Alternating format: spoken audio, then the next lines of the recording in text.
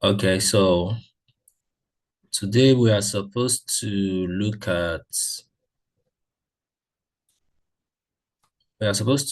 the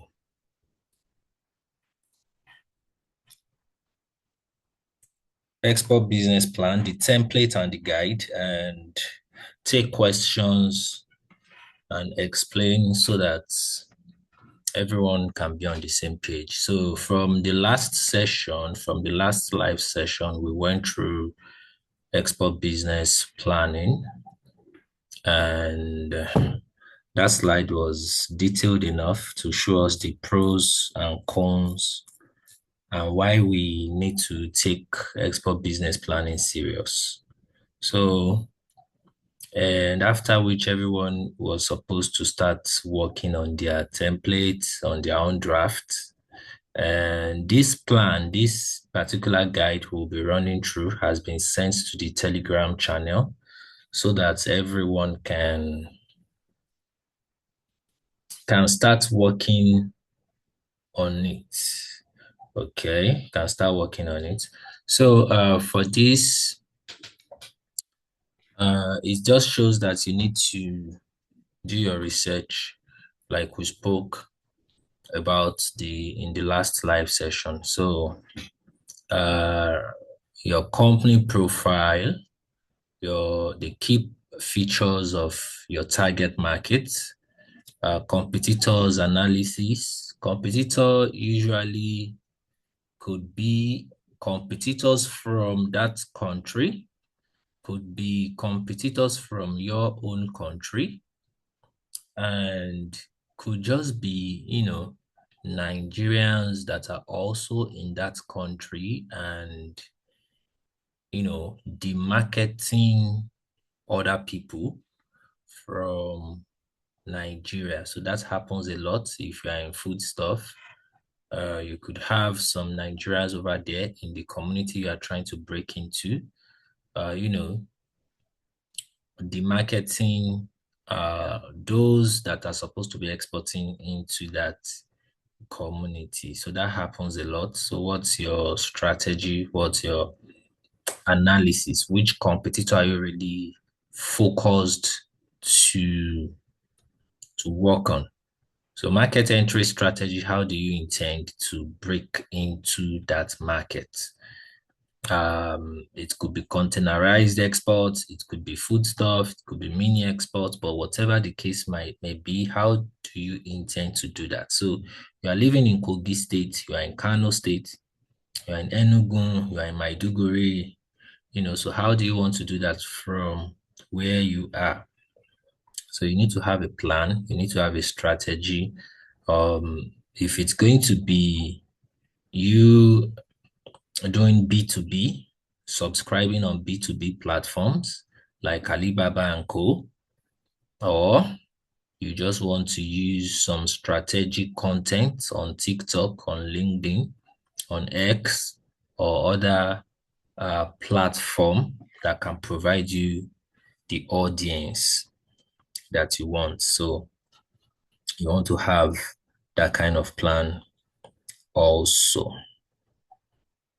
For instance, I received a message this morning from someone in the European Union who needs soybean meal.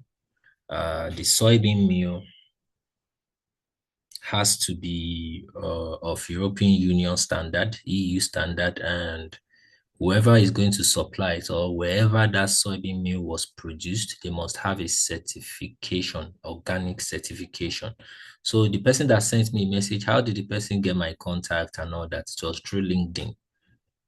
It was through LinkedIn, and that's just like strategic content. Okay, so you can do something like that. So not necessarily all the time you need to spend money or have to spend money on subscription. Okay, so if you can just do something like that consistently over time, you get results. You start getting results from there. Okay, so and like we also explained, or in the last live session, that your products or what you intend to sell also will influence the kind of strategy that you are going to develop. Okay. So you are supposed to have a unique selling point. What are your unique selling points in terms of your product that you want to start exporting? Then promotional strategy. How do you intend to promote those products? So we also spoke about you traveling to the country where you want to export to. So if if that is possible with you, if not, that means you have to plan a way in which you can locally promote your product and get it out there. Branding, if relevant, if it's food stuff, if it's mini exporting, most especially if it is food stuff, you want to brand it. Logistical planning, action plan, and resource that are required. Okay, so uh, all right. So in your template, you want your template to have all these key elements. Okay, you want it to have these key elements, which will really help you along the way. So if you've already started your business and maybe you are producing a particular product and you have a business plan for the product, so like we also said, your export business plan is different from your general business plan. So right now, what you are trying to do is to set up an export desk for your business or like an export department that when you come to this desk, the only thing you see there is export concerning your product, the market you are targeting, how you are targeting that market, you know, how you are targeting that market, what you intend to do to break into that market. Okay. So if you can even have a staff. Yeah, I encourage that a lot. If it's big business, you can have a dedicated staff that staff, the only thing he or she does is handling exports. So it could be export inquiry, export information, documentation, procurement, sourcing, logistics, and all that. So you can even have one person shouldering that headache for your business or for your company. But in a situation whereby you are just starting the business yourself, you might have to shoulder that responsibility yourself. Okay, so let's look at the guide itself. The first section, section one, current situation analysis. Um, Company overview, availability of resources, and SWOT analysis, your strengths, weakness, opportunities, and threats. So from the different readiness um, survey that we've taken and all that, you already have like a current situation overview of yourself, of your business, of where you are, what you intend to achieve or what you are trying to achieve, and you have an idea of how you want to get there, and you can go from there to section two in market analysis, where you just do a research concerning your product and the market it's going into. So, for instance, in my conversation with this client or this prospective client from EU this morning, so I was asking her that what type of certification exactly do you need for this soybean meal that you are requesting for? So, and her response was, oh, it's also certification that we in Nigeria should actually know which certification we need. So I explained to her that, there are several different kind of certifications there. You can see this farmer and this farmer will tell you that, oh, my product is certified, whether by, an institute of research or agriculture around there. So this one can be like maybe from a department in a university that is close to him or her.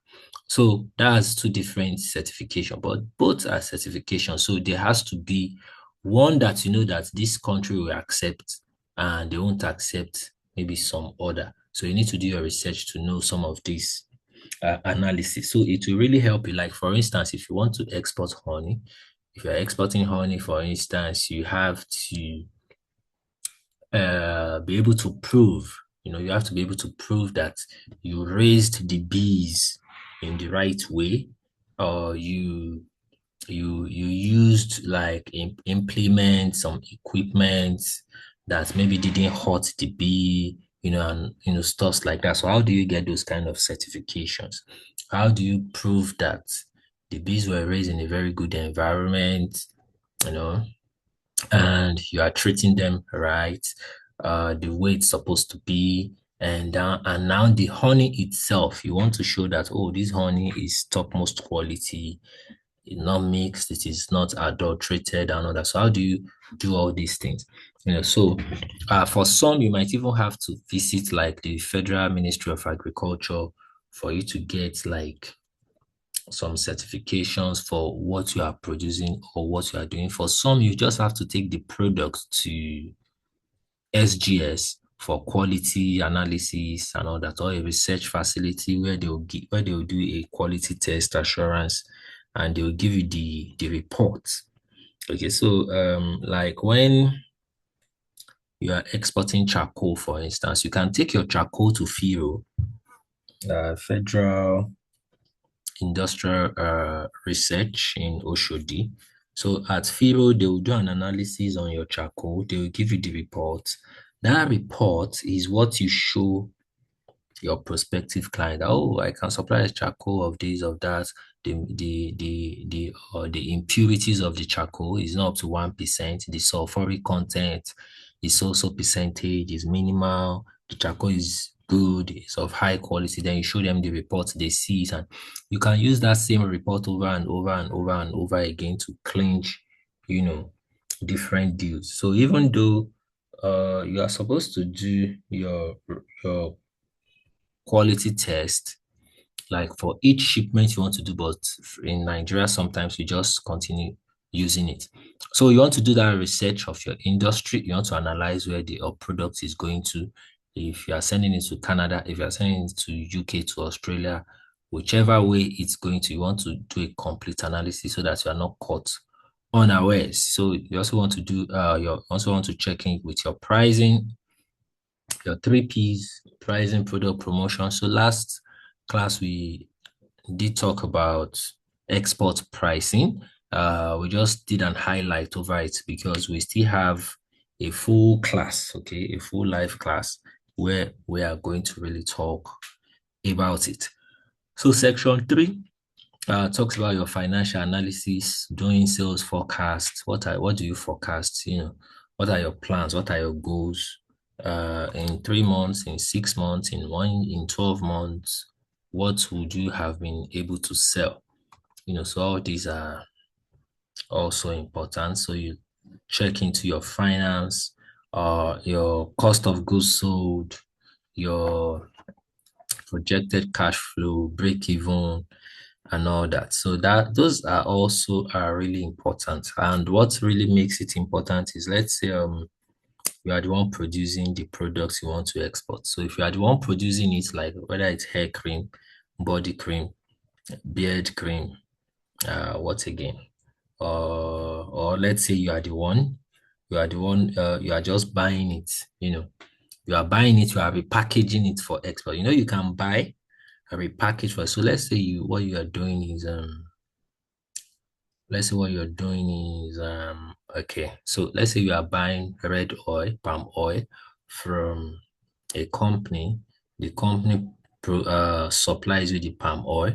Then you take the palm oil from their own container, you put it into maybe smaller containers and all that. You label it. You now repackage it maybe in a carton. You know. So what you want to now look at, what's your cost of goods? How much did you spend to produce that? So that's like a repackaged product. So you really want to make sure that you get it right. And I think from also our last class, I told you that okay, you want to at least add about 30% for profit on your export pricing, but it can be more than that 30%, even though I just mentioned that 30%, but it can be more than that.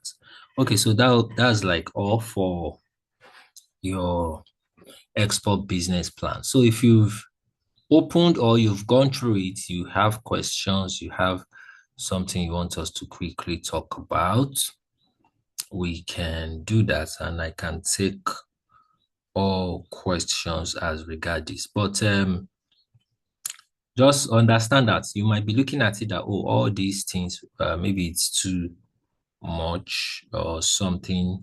Is it really necessary? So, but I've explained to you why your export business plan is necessary. It's actually very important. Even let's say you are not raising money. Let's say you are not using it to raise money from an investor or from a financial company or business. It's just important you have it for your own business so that it will just help to guide what you do in exporting, to guide what you do in exporting, okay? So that you don't waste time on what you are not supposed to waste time on. Then later on, you now discover that you've wasted time. So it can really help you to minimize losses. It can also help you to minimize or to, let me say, streamline your portfolio. So your export portfolio, for instance, should not be more than maybe three agro commodities. So you can add foodstuffs to it, or maybe a mineral, one mineral to that, but that should just be it. So, but when you have maybe 5, 10 commodities in your export portfolio, and where by the time you are marketing or doing your promotion, your prospective buyers are saying that, oh, you can export rice plates, ginger, you can do soybeans, you can do raw cashew nuts, you can do charcoal, you can do wood logs, you can do shea butter, you are doing shea nuts, you are doing cocoa beans, you are doing what do we do around here again? That you are doing all these things. So it could be something that will be too much. But when you just streamline and say, oh, what we do is cashew nuts, So in fact, if you focus just on a commodity like cashew nuts, for instance, just that alone, it will open your mind in a way that you are able to go to a place like Ogbomoso, for instance, and start looking for warehouse. You can go to Kogi, for instance, and start looking for warehouse. That even when you are talking to a prospective client, you are showing them the warehouse. You are letting them understand that, oh, when cashew nut comes in here, this is where we dry it. We dry it here. This is where we do our loading from. And, so it comes to your country and all that. So, and there will be no question as regards cashew nuts that you won't be able to answer. So those are some of the real big advantage of doing or working on your export business plan. It really helps you in the long run. So do we have any question so that we don't waste time?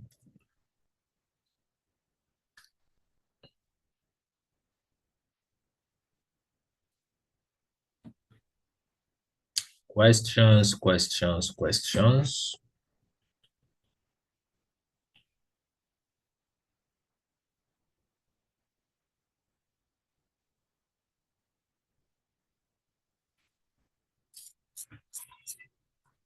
And I also think the guide is simple enough to walk through for everyone. It's simple enough to walk through for everyone, but we must try as much as possible to finish our draft because we still have, so this is our first month, so we still have like month 2 and month 3 to go, and you'll be working on this throughout the entire time.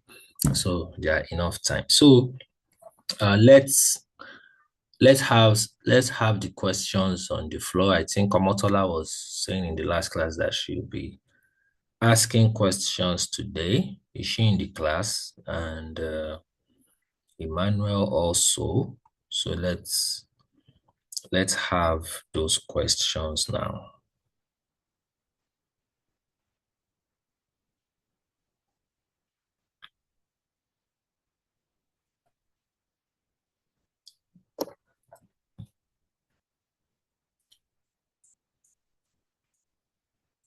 So currently, if you are exporting to the United States, depending on the state you are exporting to in the United States, you also need to consider the tariff.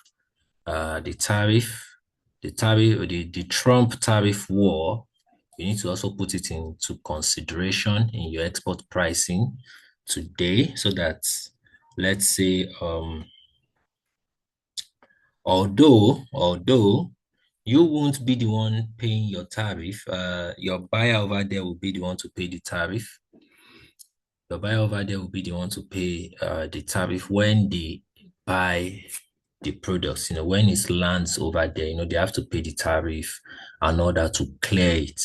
Okay, but it could also be something that if the buyer is buying from you in a very large quantity, let's say like 10 containers of one commodity, it might come up in your discussion that there was still going to be tariff paid, and because of that, maybe it's for you to push your price down, and all that, so that it can also be convenient to the buyer. So, in which case, you can just look at it and see if maybe there is something that you can do about the price or concerning the price. So that's also for target market and market size. When we are talking about market size, like total addressable market, like the recorded class I did this morning, foodstuff exports to Canada. If you are exporting to Canada, for instance, your target audience can be Nigerians in Canada. So if your target audience are Nigerians in Canada, that's just about over 50,000 people, over 50,000 Nigerians in Canada. But your total addressable market can be to all the Black people or Black Africans in Canada, which is about 1.5 million people. Okay. Or you can say people of color, which is about 1.5 million people. So if you look at that, the reason is that people are going there from Ghana, from Mali, from Cameroon, South Africa, Ethiopia, Madagascar. These people also just want to have a taste of Africa. So sometimes you are from Nigeria, but you couldn't get the exact spice that we eat in Nigeria. But you are looking at the spice they do eat in Ghana. Ghana is just close to us here, or in Benin Republic. So it won't be much of a big deal for you to just buy it and also taste it or have a taste of it. So because you just think in your mind that, oh, it should be almost the same thing. We cook jollof rice here in Nigeria. Ghana has their own jollof rice. Senegal has their own jollof rice. So it's still jollof rice. You understand? So, but the system of cooking and the spices might be different. So when you are around, when you are in a white man's land and there are no blacks, not like when you are in Nigeria, not like when you are in Africa. So when you see food like that is coming from just around you, like from Africa and all that, you just take it happily. So sometimes it works that way. So you want to address all those markets. You want to feed that Ghanaian, in Canada. You want to feed that guy from Ivory Coast, from Togo, from Niger, from Benin Republic, from Kenya, from Uganda, from Rwanda. So that's also some ways to look at your market size. So your market size is not necessarily the target audience that you are looking at. So your target audience can actually be smaller than the size of markets when compared to the size of market that you want to sell to. Okay, and we've spoken about distribution channel logistics. Um, if you are if you are exporting, if it's sea freight or if it is air freight. Okay, so if it's mini exporting, you make sure you use your air freight, and if it is containerized, you use sea freight. So, if you've considered your shipping logistics, who will incur the freight charges? So depending on the kind of Incoterm, so if it's containerized exports, so this really goes for containerized exports, like if your Incoterm, the agreed Incoterm is cost and freight, for instance, it means the buyer would have paid you for cost and freight. So the buyer would have given paid you freight charges. So the freight charges will actually be coming from you. Okay, so in a situation where whether the maybe the Incoterms you guys agreed on is cost, insurance, and freight, so the freight is already inclusive. So it all depends on your agreement with the buyer. What type of storage facility will you have in place? So you have to work on that also. If you are exporting in container, when it gets there, is it the buyer that is going to clear it? Sometimes you can. Okay, so this works well for US, Canada, and some areas in the EU. So and UK also. So let's say you are shipping foodstuff. So let's say you are sending like a 40 feet container of foodstuff, but the foodstuff has different consignments inside it. And these consignments, you've already labeled them like, oh, for this consignment, it's going to New York. This consignment is going to New Jersey. This consignment is going to Indiana. This one is going to Texas. This one, you can have that kind of different consignments like that. So by the time the container is cleared, opened, and all that, it means that it has to go to a particular person who is going to be like your agent or your partner. It's going to be the one to clear the container, put the container in a storage facility or a warehouse or that kind of thing, and move each consignment to their respective owners. Okay. So you need that kind of thing. But in a situation where you are using like an air freight or mini for or me for mini exports, all you just need is maybe whether to use DHL, FedEx, for your shipment. And if you use DHL, it will even get to the person's home. It will be a doorstep delivery thing, just that the person would have to pay a bit more for that. So, what are the necessary requirements to sell your products in What are the necessary requirements to sell your products in the market of interest? Warehouse conditions, special equipment, use of technology and communications, and all that. In case you need something like that, how do you want to do it? Then, what types of containers will you be using for shipping? Is it 20 feet container? Is it 40 feet container? Is it a reefer container, or all these containers that it's for frozen food, so something will be frozen inside it till it gets to where it's going to. So you need to check out what you really need. At what point will the importer take full responsibility? Okay, five is the cost of shipping to the market of interest. Yeah, so what's the cost, What's the cost of shipping there? If you load your container from Kwara State, from there it will come to Apapa. How much will you spend to move it to Apapa and all that? When it gets to Apapa, what are you spending money on for it to enter into the port? Your documentation, your freight forwarding agent charges, and all that. And by the time it's ready, when it gets on the sea, on the ship, what other documentation do you need to do uh, for you to get your bill of lading, then getting your bill of lading and sending it to the buyers and others. All these costs, how much is it going to cost you? So you need to have an idea of how much you are going to spend. So if I'm going to send a container from here in Lagos to let's say the UK, for instance, the UK, I should spend about 2 million naira. I should spend about 2 million naira. There'll be like me spending maybe up to 500K just to get a truck to my warehouse, load the truck moves, get to the ports. Freight forwarding will still take the documentation and all that can still take another 2 to 300,000, another 2 to 300,000. Also other charges, unforeseen charges and all that money, APM terminals, the different terminals, the customs, and what have you. So before you know what's going on, till you get your bill of lading, you could have spent over 1 million naira.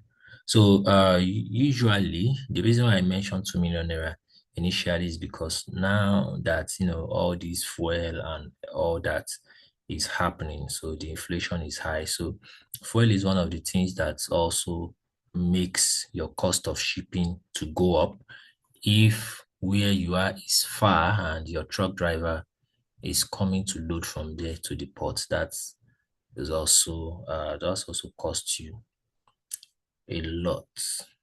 Okay. So but all that you don't need to worry if what you are doing is air freight. Okay. And that's just logistics that I mentioned. You still need like cost of what are the cost of your goods and all that. And even the container itself, you still have to dress the container.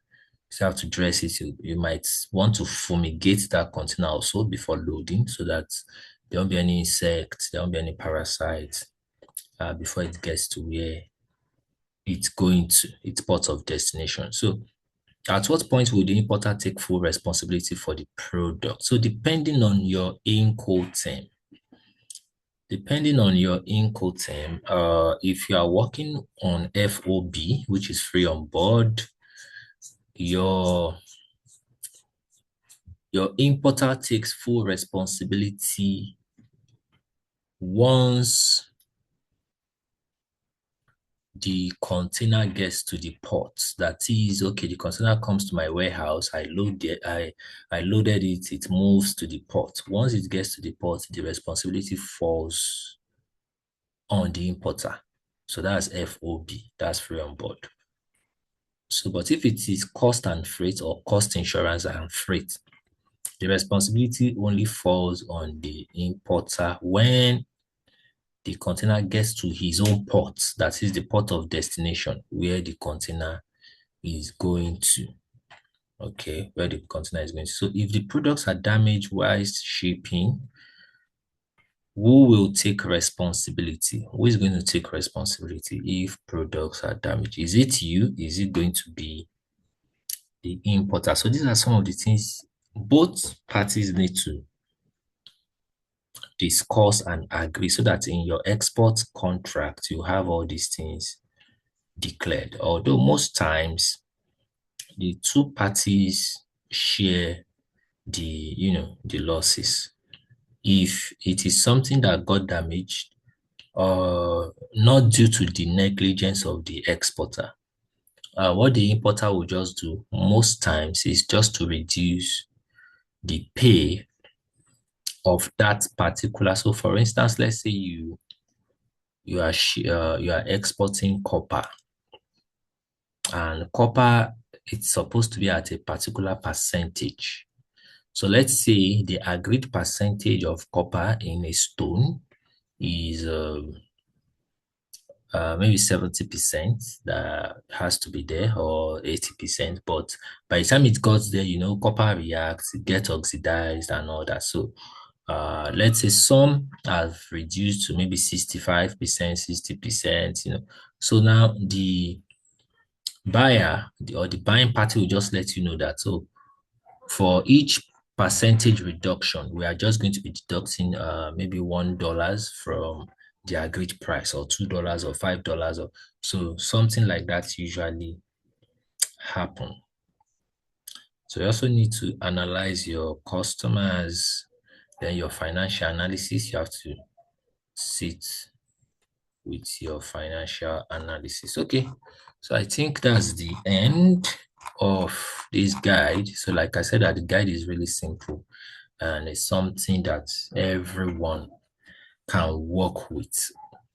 So is there any question before we call it a day? It's supposed to be a live Q&A, and I don't know why you guys are quiet.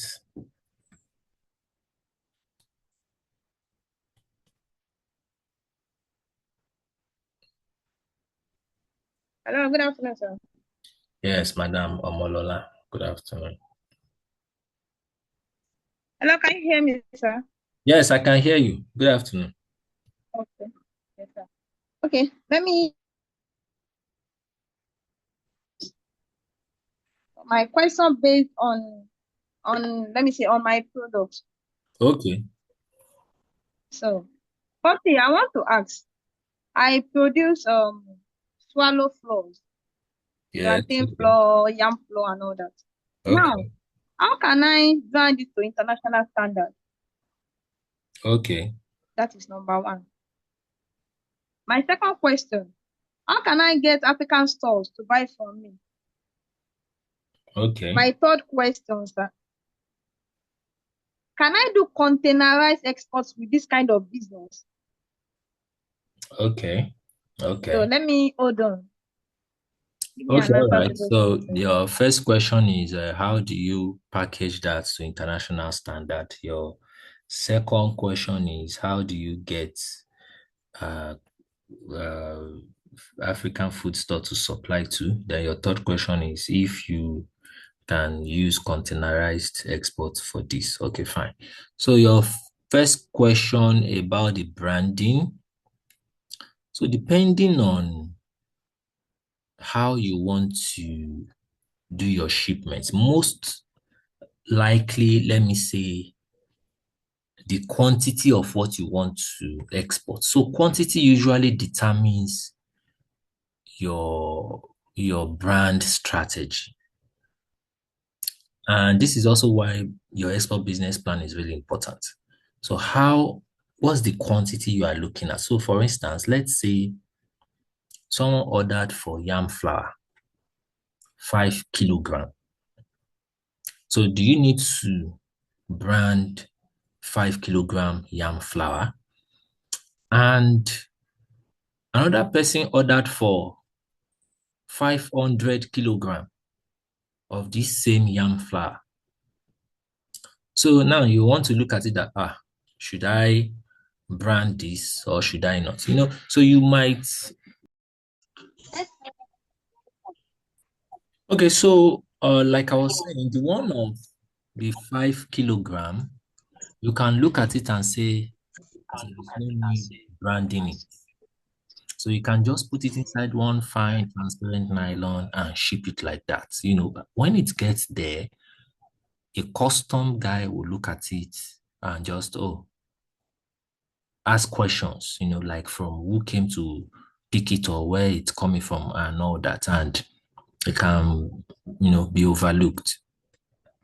So, but when you can also have like a carton. You can have like a carton. So let's say you have a carton, the carton is weighing like 10 kilogram. The carton has 1 kilogram of plantain flour, 1 kilogram of bean flour, 1 kilogram of yam flour, another 1 kilogram of cassava flour, millets, this millet flour too. Everything makes about 10 kilogram. Everything is inside transparent nylon, but it's not labeled, right? Okay. This could still be overlooked. But when you are exporting something like, you see that it's voluminous, it's in volume, you need to label it because that calls for attention. So someone will ask question that, oh, what is this? Why is it so much? What are they bringing in? Because they also want to know if they are safe. But you as an entrepreneur, as someone who is building a brand, who wants to build something sustainable, a long-lasting company, you want to form a relationship, you want something that if someone buys your yam flour in the United Kingdom, let's say somewhere in Essex, for instance, and and someone from Osborne eats your yam flour, throw it inside the trash or trash it outside. Uh, and then there are some guys coming from Colchester, and they just walk in front of some of this person's house at Osborne, and they just saw the nylon of, of your yam flour, whether staring at them from the trash bin or from the trash can or something somehow. So you want to have that kind of experience whereby the person who bought your product can easily market it to another person within the Nigerian community. That's the most important thing about branding or labeling. So there was a time when I know that I don't usually consider labeling, and I don't really used to look at labeling foodstuff like a big deal. Why? Because we're always doing it, always sending, always sending, always sending. So they will come and buy again. So you send. But the thing is that so as you are building your own business now, so even if it is just 5 kilogram, 1 kilogram, 2 kilogram, you want to make sure that you label it. And how do you package to international standard? One is making sure that you use, like your flour, for instance, should be in transparent package or 100% transparent package. Why? So that, um, you know, when you see powder, it's easy to conceal something inside powders. So you want to use something transparent so that if a custom guy is looking at it, the custom guy won't be thinking that maybe something is inside. Why is it in a pouch, in a golden pouch? So they might be tempted to open it, squeeze it. But when it's in a transparent package, you just want to make sure that so let's say you seal it inside a transparent package. So you now want to make sure that your labeling is at par. And what makes a label standard or accepted globally? You put the company name, the product name, the company's address and contact, information. You put the ingredients or the content of the product on the label, and you put the expiry and manufacture date. That's all. That is all. Now, why did I say that's all? Because you might be thinking you need to put NAFDAC on it. You need to put SON on it. NAFDAC is only relevant in Nigeria. All those things are only relevant in Nigeria. They over there will still test it. They will look at it. They have different machines that can quickly tell them that, oh, this is good, this is safe, this is okay. So they don't really trust our own health bodies. Like, in fact, whenever I send health certificates with some of my containers, when I'm sending their documents to the clients, there used to be this health certificate. That health certificate, some of my clients will be like, throw this one away. They don't even accept it. Why? Because they don't even trust the body issuing it in Nigeria. You understand? So that's just some of those things. But you want to make sure that your label, your packaging, there is a way you package your product. Even you will be impressed. I mean, you will be impressed. And one of the other things that packaging does is that if a custom is a little bit confused about the product, the way the product is packaged goes a long way to convince the guy that, oh, this is an authentic product. This is good. This is okay. It should have been processed well. It should have been processed right. So those are just the things. So that's how you should package your product. So let's say you have your product in one kilograms, sealed inside nylon and labeled the right way. So you cannot have maybe 10 of these products inside a carton. Okay, inside the carton. So on the carton, you would have customized the carton by the side, Omolola flour, Omolola yam flour. You put a what's it called on it? Your address, contact, and all that. You put manufactured and expiry. So, but if you can't put manufactured and expiry on the carton, just make sure it's on the label that is inside, so that when they open it, but you make sure that on that carton they know that, oh, this carton, it is yam flour that is inside. You understand? So if it is like a combination of different foodstuffs and all that, so there's no need putting yam flour on the carton. So you can have different cartons for different products. So you can have a carton for full yam flour. So everything inside that carton is yam flour. Everything inside this one is a cassava flour. Is a different kind of flour that you have going. So that is one about labeling. Food when it comes to okay, so now let me just go to your third question. So why am I talking about labeling, cartoning, and all this? So it's usually for your containerized exports. You can do containerized exports for your yam flour, but you need a partner. You most likely need a partner or someone to work with.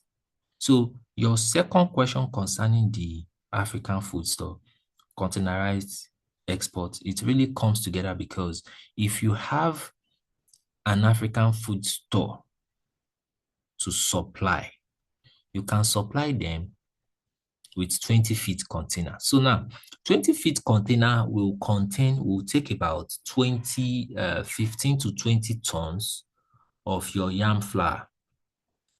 It will take about 15 to 20 tons of your yam flour. But let's say that this African store needs just 3 tons of your yam flour. That is 3 tons. That is 3,000 kilogram of your yam flour. You see that 3,000 kilogram, that 3 tons, for you to ship it to that client, you will ship it through a 20 feet container. The 20 feet container will not be full. It won't be full like the way it's supposed to be. But the reason why you ship it through that is because the expenses, the logistics expenses of sending through container is actually lesser than using air freight. So you can't push 3 tons of products on air freight. It will be too expensive. You need to be too expensive. So what I'm trying to say is that yes, you can do containerized exports from 2 tons of your product to 40, 50 tons, using 40 feet container. So let me cite some examples for you. Let me cite some examples for you so that you won't be thinking that, what this person is saying is theoretical. So there are some products like Ayola. Is it Ayola poundo flour or poundo yam? We have Ola Ola. We have Ola Ola. That Ayola, they have poundo and they have fufu. Yes, they have poundo and they have fufu. Ola Ola, I think they also have fufu also. There's fufu, there's poundo, and there is I don't it looks like they also have something else. There's one third one I want to remember because I export that a lot too. Anytime we buy it. Now, sometimes when we are at the market, when we want to buy and all that, you see the way they used to load these products. Load these products in containers. Some people can buy, like full bus loads of it, and they are going to ship it. There is this product too that it's like palm wine. I want to remember the name. I think it's Palmy. It's PALMI or something. That's one. Then there is also another one.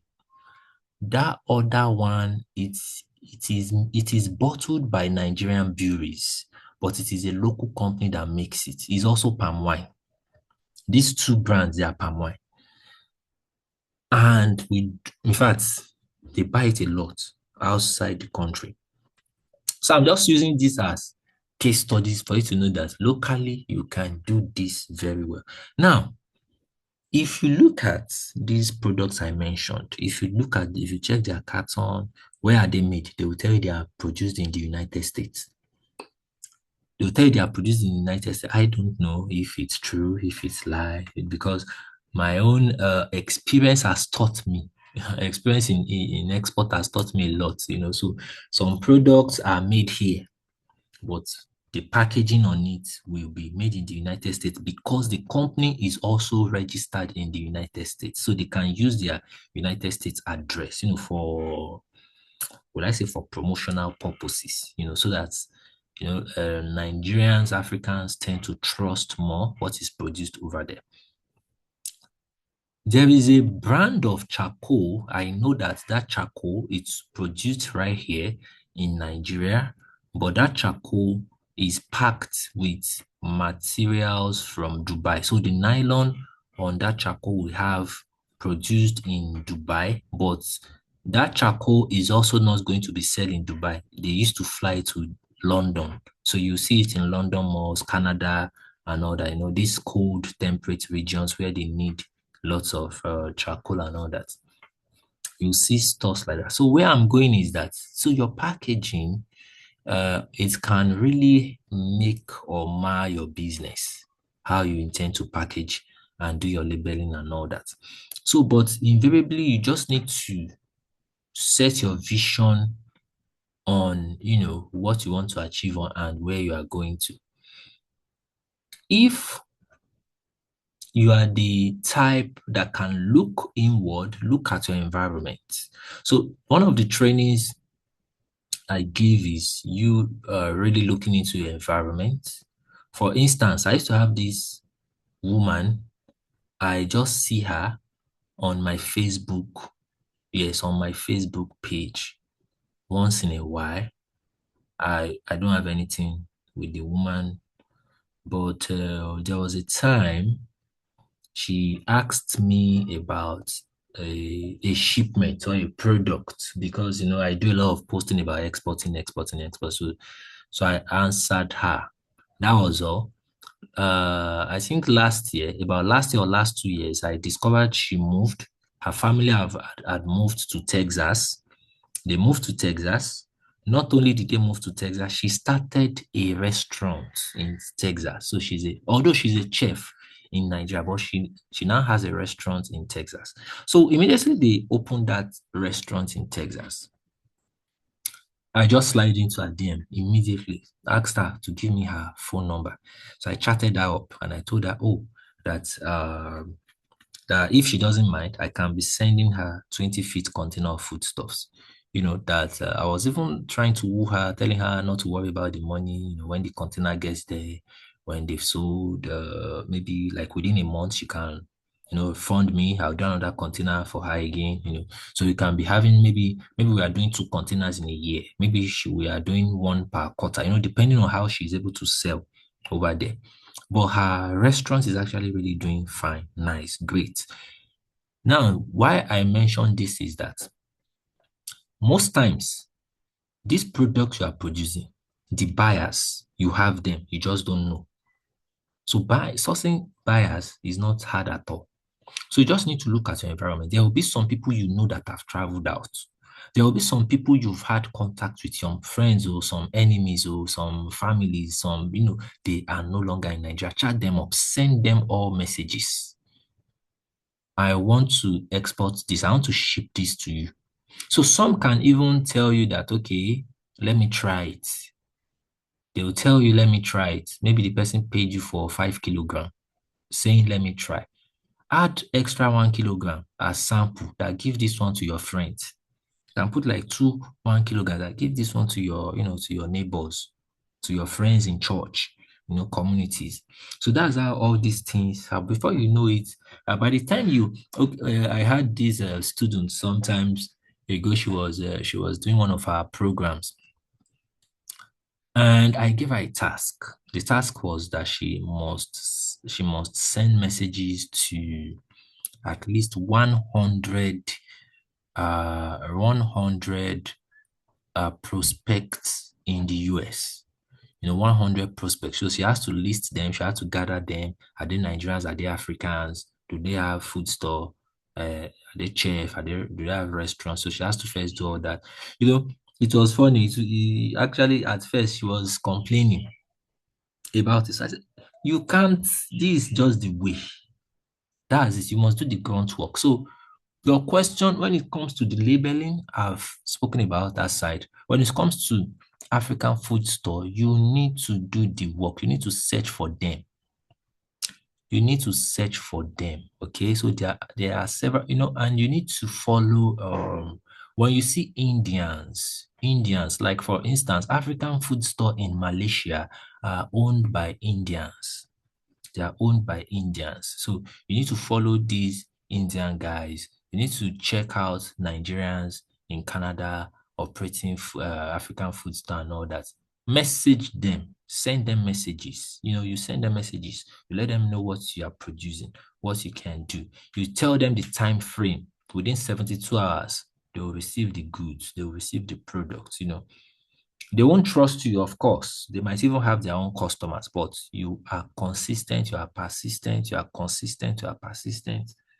One day, they will ask you to send something. It might be small, it might be little, but in that littleness, you do it well. They come back again. You do it well. Before you know it, someone somewhere too will ask question that, who is always sending you this snail? This snail is sweet, oh, it's fine, oh. Or this your amala, I really like it.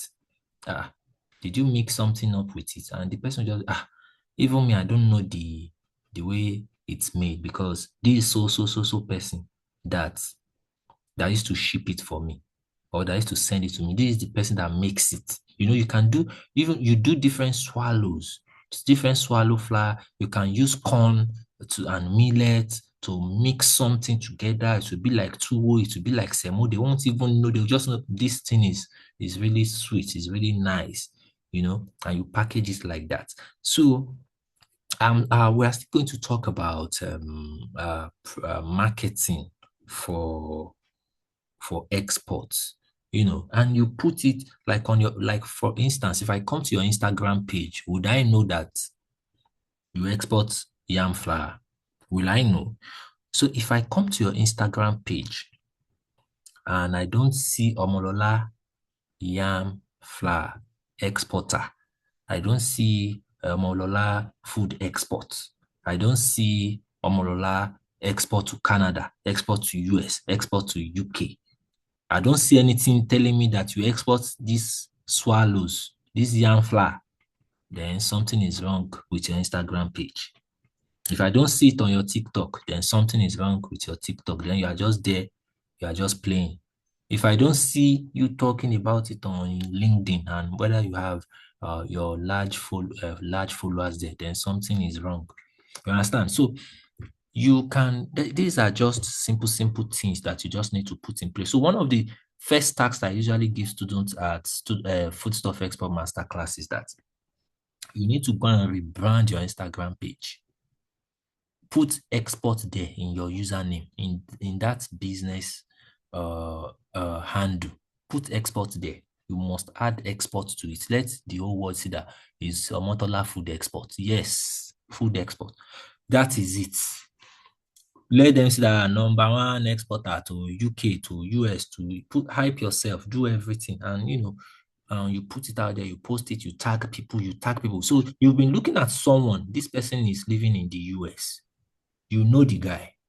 You've not been talking to him. Tag the person. Send the person message. When you send the person message 10 times, 20 times, they will have you in mind. The next time they want to buy noodles, the next time they want to buy yam flour, the next time they want to buy this, buy that, they will certainly reach out to you. So it's as simple as that. And yes, you can use these products for containers. Yes, for containerized exports. So I hope that breaks down your question.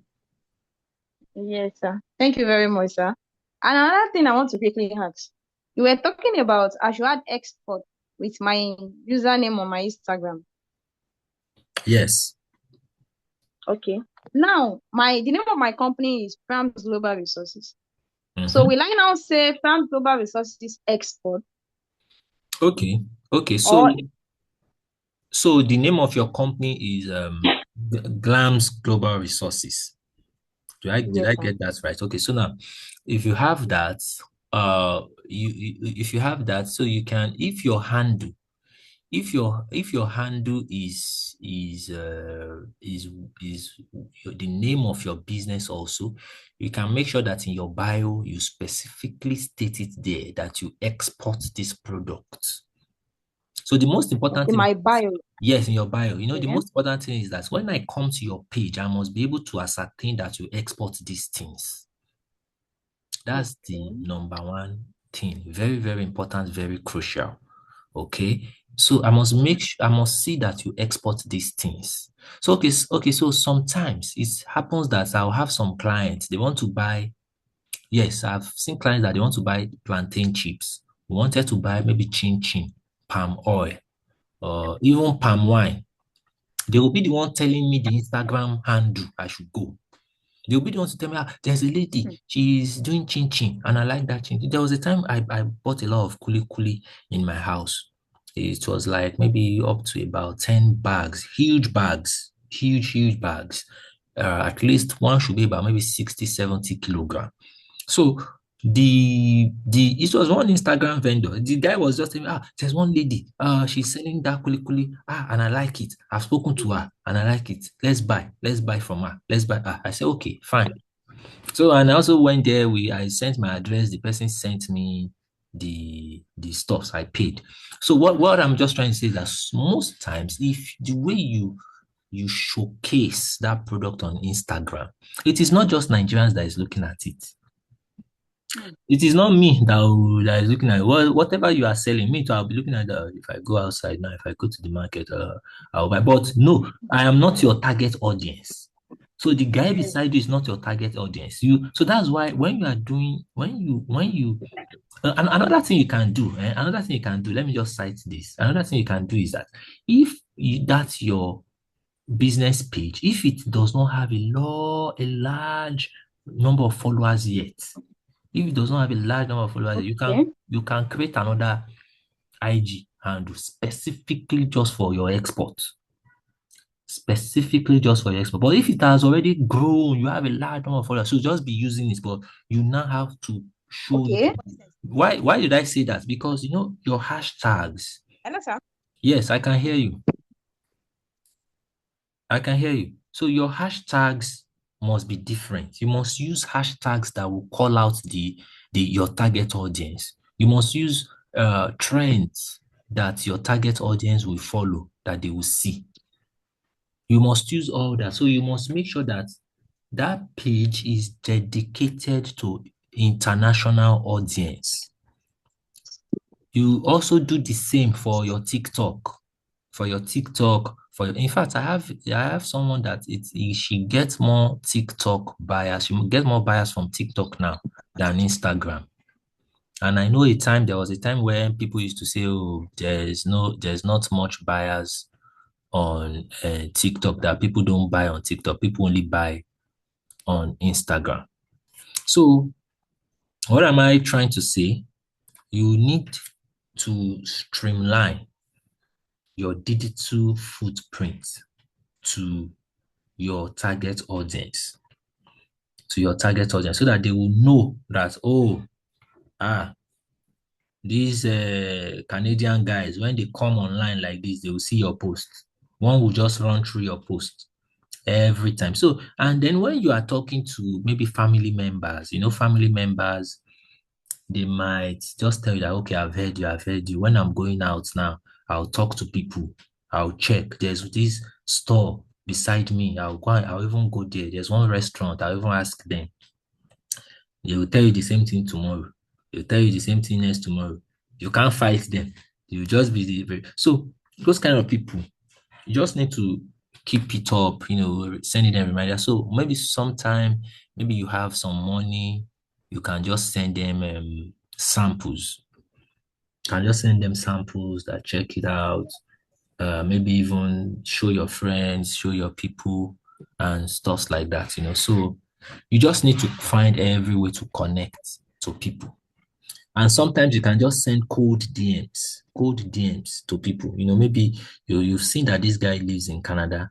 He's not living in Nigeria. You can just send him a DM. Because at least he's eating something. Abi? Yes, you can send them code them. So most especially when they know that if they go and buy that thing outside, it will be more expensive than you sending it. They will buy it from you. So that's also another thing.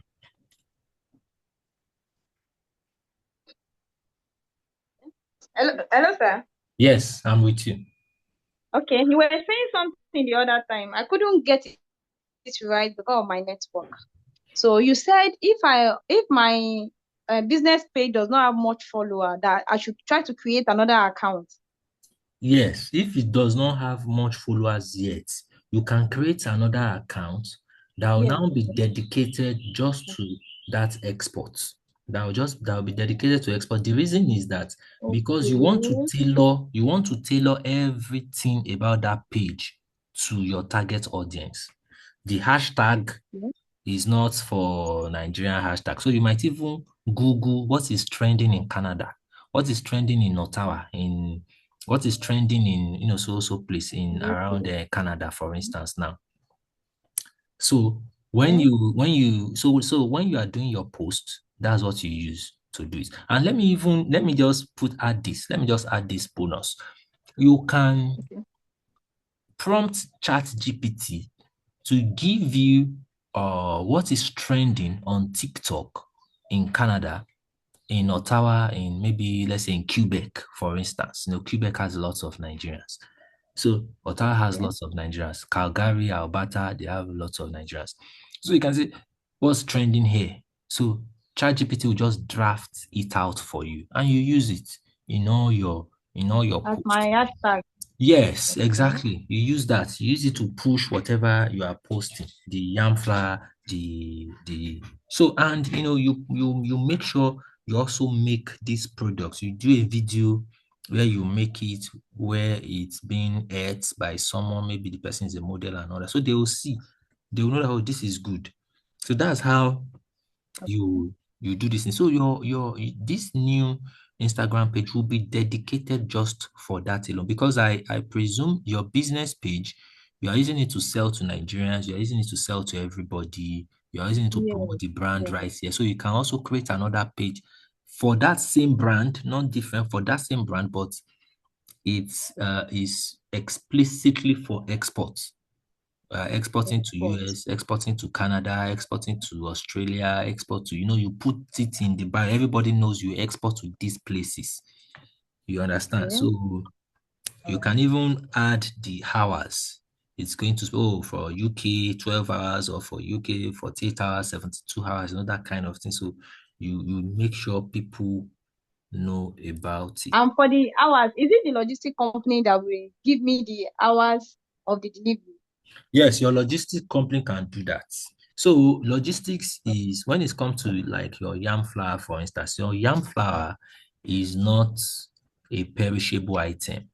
That's one of the huge advantage you have for your product. So you are not producing something that is perishable.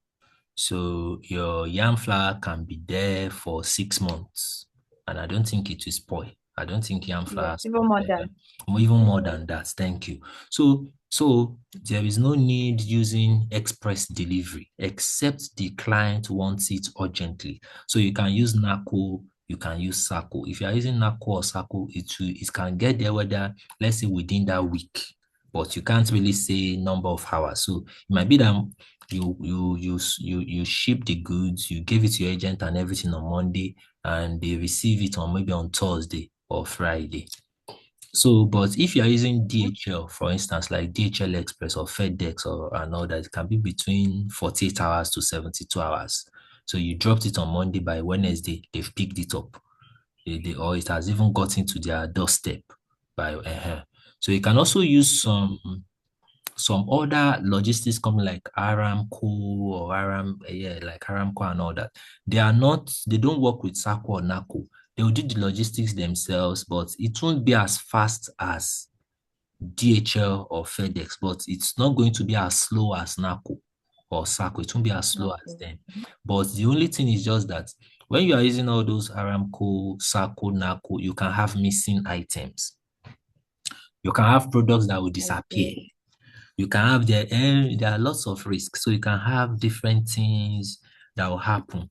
But you'll still be in your business and be doing your business, but it won't be 100% guaranteed. Like when it's DHL, FedEx, and all that. So those are just the differences. But your freight guy or your shipping guy can give you the number of hours that it will get there. Sir, and for the payment, is it the client that will pay for the shipment? So the client will pay you everything. What is it called? Your logistics inclusive. Your logistics inclusive. Why? Because you will not be the one to pay for logistics now. So let's say your yam flour, for instance, you used to sell 1 kilogram here in Nigeria. You used to sell it for maybe 1,000 naira. Now someone Okay. wants you to send it to him in the United Kingdom. And the person is telling you that, Okay. oh, we have a party, we have a birthday party we want to do on Saturday, and today is Wednesday. Send me 5 kilos. Okay. So you are going to give the person the price, and the price that will get it there, doorstep delivery. So the person already knows.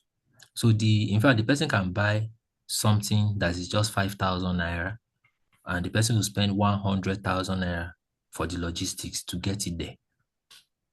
So is so basically your buyer will be the one to pay for everything. The buyer will pay you. You will pack the stuff you have to ship, take it to your shipping agent and all that and submit, and they will forward it to your clients. So that's how it works.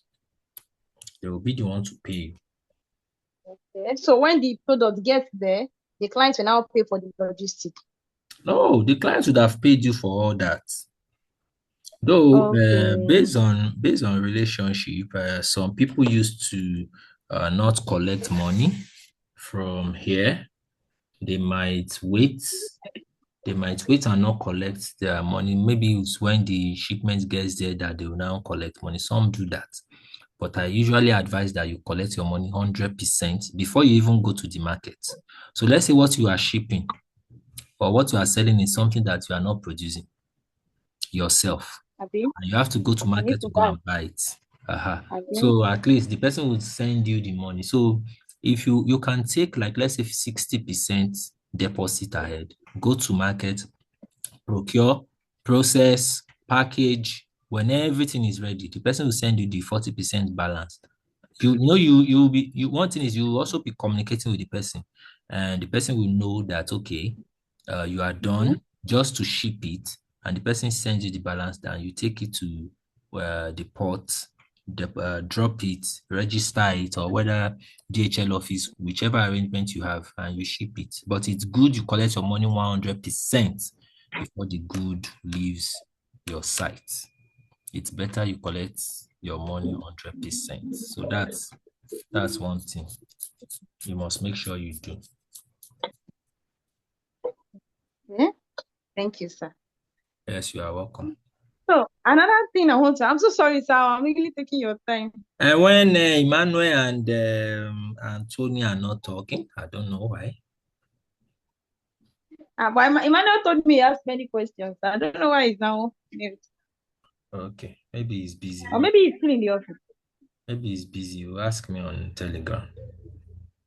Okay. So another thing I want to ask.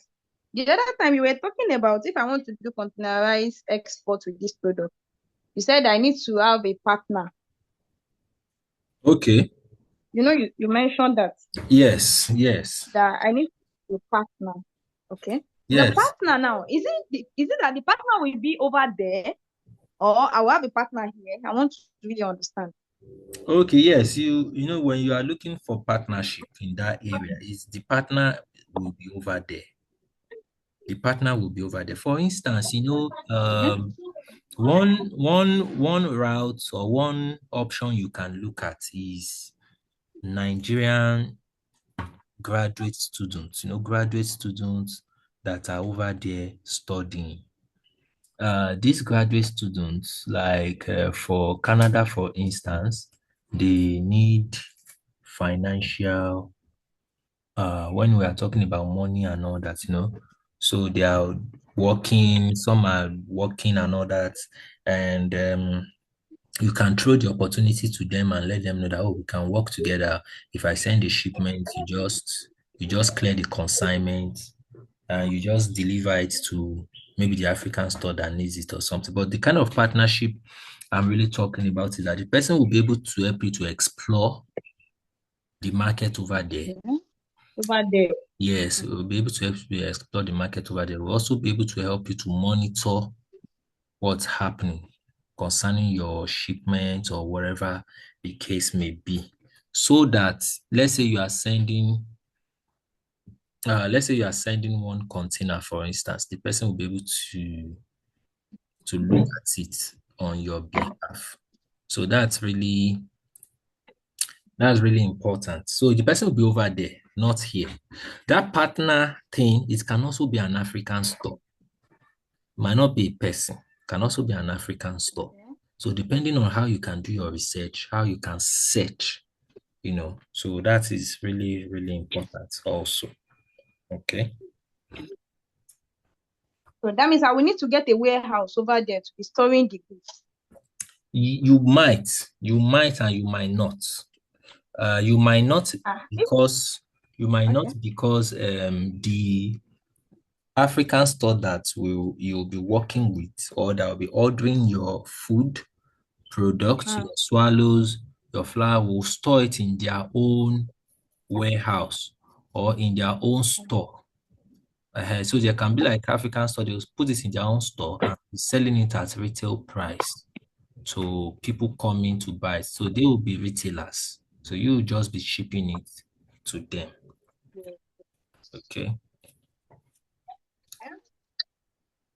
Okay, guys, I'm going to have to stop the class here. oh, thank you, So sir. just if you have any question, anything, just put it on Telegram. All right. So just put it on Telegram and I will attend to it. So thank you very much for your time, everybody.